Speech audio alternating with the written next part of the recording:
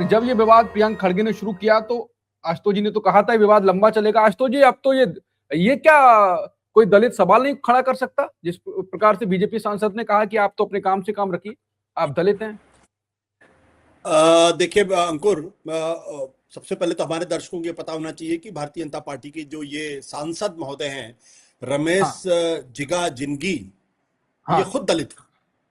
और ये खुद हाँ पहले कई बार इन्होंने आरएसएस की विचारधारा को लेकर और आरएसएस में जो दलितों का जो स्थान है उसको लेकर तीखी आलोचना की है, और एक तरीके से ये कहने की कोशिश की कि दरअसल आरएसएस जो है उसमें दलित विरोधी कुछ तत्व हैं और दलितों का वो उस तरीके से नहीं सोचते जिस तरीके से सोचा जाना चाहिए।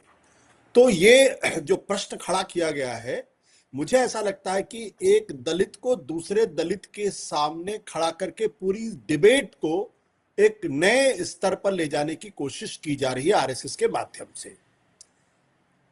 लेकिन मुझे ऐसा लगता है जैसे कि ये विवाद खड़ा करके अगर खड़ा किया गया है तो संघ परिवार ने अपने पैर में खुद कुल्हाड़ी मार ली है, क्योंकि इससे वो विवाद खड़ा हो गया है जिसके शायद उनको उम्मीद नहीं थी, या जो वो नहीं चाहते थे कि इस तरीके का विवाद खड़ा हो कि पूरा का पूरा मामला आरएसएस बनाम दलित पर आ जाए।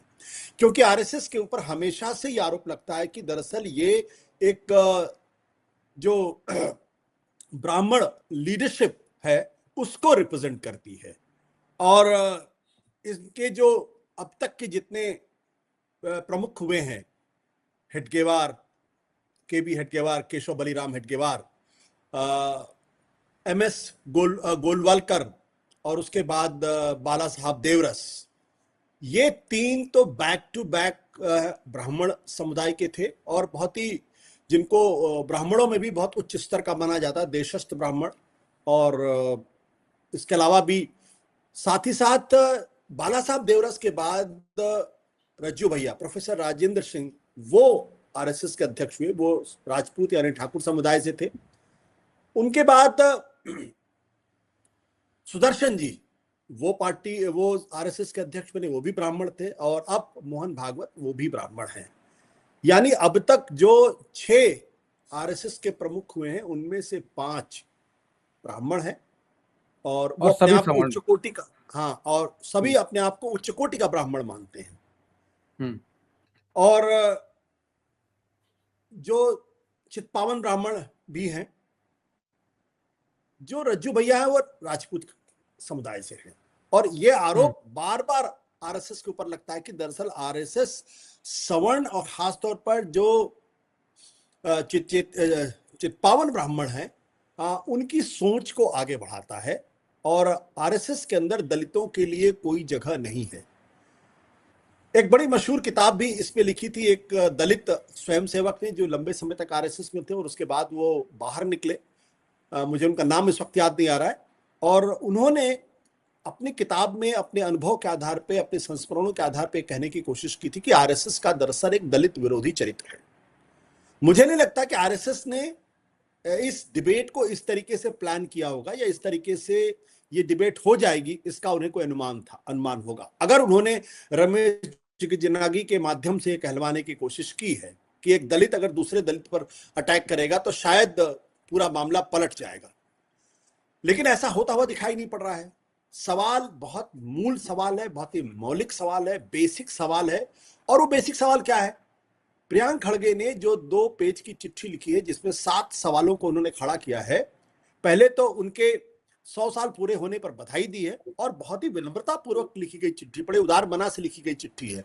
ऐसा उसमें एक भी शब्द आपको नहीं दिखाई पड़ेगा जिसके आधार पर आपको लगे कि वो कोई आरएसएस विरोधी किसी व्यक्ति ने चिट्ठी लिखी है। उनका सिर्फ एक कहना है कि कर्नाटक के अंदर आरएसएस के कार्यक्रम होते हैं, आरएसएस का संगठन एग्जिस्ट करता है, और दैनंदिन तरीके से वो अपने कार्यक्रमों को आयोजित करते हैं। ऐसे में आरएसएस अपने आप को रजिस्टर क्यों नहीं कराता है, और अभी तक उसने रजिस्टर क्यों नहीं कराया है? क्योंकि उसके लाखों कार्यकर्ता हैं, कई संगठन उनके काम करते हैं, उनके ढेरों कार्यक्रम होते हैं, उनको बड़े पैमाने पर डोनेशंस मिलते हैं। ऐसे में ये एक संविधान मानने वाले किसी संगठन की ये जिम्मेदारी होती है कि वो इन अपने आप को रजिस्टर कराए कानून के दायरे में, संविधान के दायरे में, और अपने जो पैसा आ रहा है अपनी गतिविधियों का हिसाब किताब दे। किसी भी तरीके से प्रियांक खड़गे की ये चिट्ठी आप इसको गैर कानूनी नहीं कह सकते हैं, ना ही इसको आप संविधान विरोधी कह सकते हैं। बहुत सीधी सी बात है कि आप एक संगठन है और संगठन के तौर पर आपको अपना रजिस्ट्रेशन कराना चाहिए। अब ये बात आरएसएस के प्रमुख को बहुत बुरी लग गई। उन्होंने यहां तक कह दिया कि हिंदू धर्म का कोई रजिस्ट्रेशन होता है क्या, या कभी रजिस्ट्रेशन हुआ है क्या। यानी वो आरएसएस को हिंदू धर्म से जोड़ने की कोशिश इन्होंने की, और ये पूरा का पूरा मामला अपने आप में हास्यास्पद हो गया। इसी की तरीके से कुछ लेख भी जो है कई अखबारों में लिखे गए हैं। इन लेखों में भी दरअसल कुछ उलट बांसियां कहने की कोशिश की गई कि देखिए हम तो 100 साल के संगठन है, जो भारत का मौलिक अधिकार है धर्म को लेके या जाति को लेके या संगठन बनाने को का जो मौलिक अधिकार है, उसमें भी हमें इस बात की आजादी है कि 2 से 4 व्यक्ति एक संगठन बना सकते हैं, अब एक साथ एकजुट हो सकते हैं। और फिर वो कुछ दूसरे अदालतों के फैसलों का भी उदाहरण देते हुए कहते हैं कि हमें तो किसी ने नहीं कहा कि हम किसी तरीके से किसी संगठन का या किसी कानून का या किसी संविधान का उल्लंघन नहीं कर रहे हैं। तो ये आरएसएस के अंदर एक लंबी सोच, गहन मंथन का सवाल खड़ा हो गया है कि आखिर इसका जवाब कैसे दें।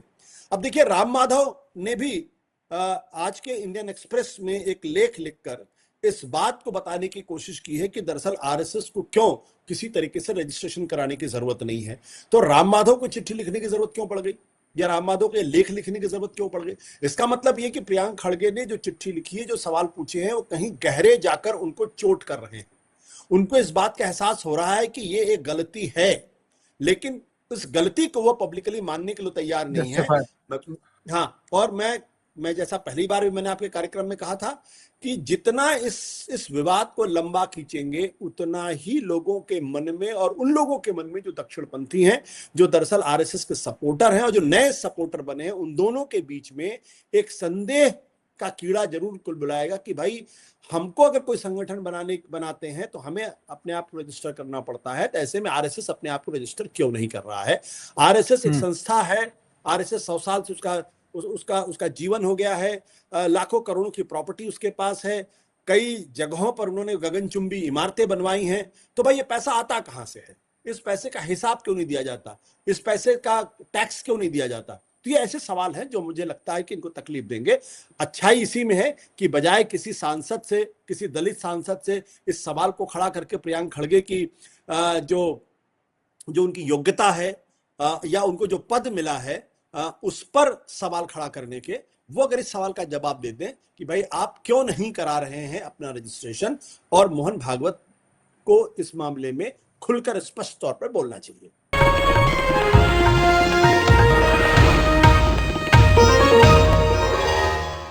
Copyright disclaimer under Section 107 of the Copyright Act 1976. Allowance is made for fair use for purposes such as criticism, comment, news reporting, scholarship, and research. Fair use is a use permitted by copyright statute that might otherwise be infringing.